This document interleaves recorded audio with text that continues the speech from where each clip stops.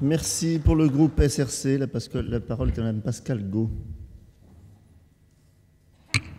Merci. Eh bien, écoutez, je serais tentée de dire que malgré la bonne volonté que vous affichez, malgré le travail effectué par monsieur le rapporteur, votre projet de loi, Madame la Ministre, n'en reste pas moins critiquable. Et nos collègues ont très bien mis en exergue, tour à tour, ces faiblesses qui restent très nombreuses. Je ne reviendrai pas sur l'importance de la liberté d'information, ça a été dit dans notre démocratie. Je pense que tout le monde ici en a bien conscience.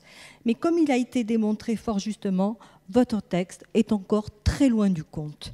Et si les journalistes ne sont pas au-dessus des lois, ils participent amplement aux équilibres démocratiques. Alors ils ne doivent pas continuer à remplir leur mission d'information et leur travail d'investigation à leurs seuls risques et périls. Oui, un projet de loi est nécessaire. Oui, il est grand temps de se mettre en règle avec la jurisprudence de la Cour européenne des droits de l'homme. Mais le projet de loi que vous nous soumettez reste un texte en trompe-l'œil, à l'évidence rédigé sans grande concertation, en tout cas pas une concertation suffisante, dans une rédaction bien trop approximative pour être pleinement crédible, efficace et recevable. Votre texte n'apporte pas non plus de garantie pérenne sur la protection du secret des sources des journalistes. Ainsi, malgré les apparences, vous continuez de brider leur mission d'information. Alors nous sommes franchement en droit de nous interroger sur vos réelles intentions, et cela vient d'être très bien démontré par les différents intervenants. Je ne souhaite pas revenir trop longtemps sur les propos critiques et juste, n'en déplaise à monsieur Lefebvre qui vient de nous être tenu, mais tout de même quelques remarques. Le texte tel qu'il nous est présenté n'assure qu'une protection relative des sources et ouvre encore toutes les dérives potentielles. Sa rédaction aussi approximative n'est pas acceptable.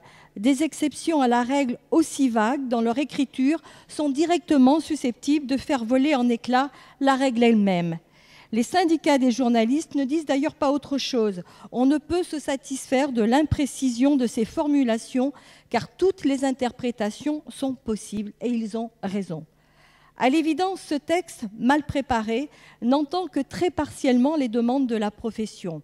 Pire, il est susceptible d'aller à l'encontre du but recherché. Continuons dans les insuffisances du texte. Concernant les garanties nouvelles en cas de perquisition, tous les lieux de travail des journalistes ne sont pas protégés.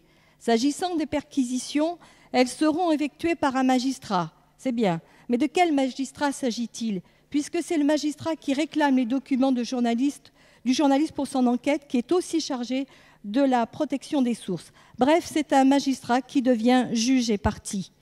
Au-delà de la protection des journalistes, quid des collaborateurs et des professionnels amenés à prendre connaissance de l'information dans leur exercice de leur fonction?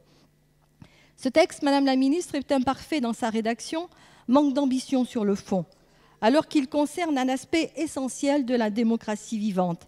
C'est un projet de loi faible qui comporte trop de possibilités de contourner le principe posé du secret des sources. Il ressemble davantage à un exercice contraint dans le contexte des affaires que subissent les journalistes actuellement, plus qu'à une véritable volonté de protection du secret des sources des journalistes et du respect réel de leur profession. Ce projet de loi, bien que cherchant à harmoniser notre droit et à nous mettre en règle avec la jurisprudence de la Cour européenne des droits de l'homme, eh bien ce projet de loi joue l'affichage, c'est certain, pour ne pas dire l'opportunisme, mais il joue trop petit. Il peut laisser place à l'arbitraire et à la subjectivité. Il n'est pas assez rigoureusement défini. Madame la Ministre, le sujet mérite réflexion et non précipitation. Et les améliorations apportées en commission ne suffisent pas.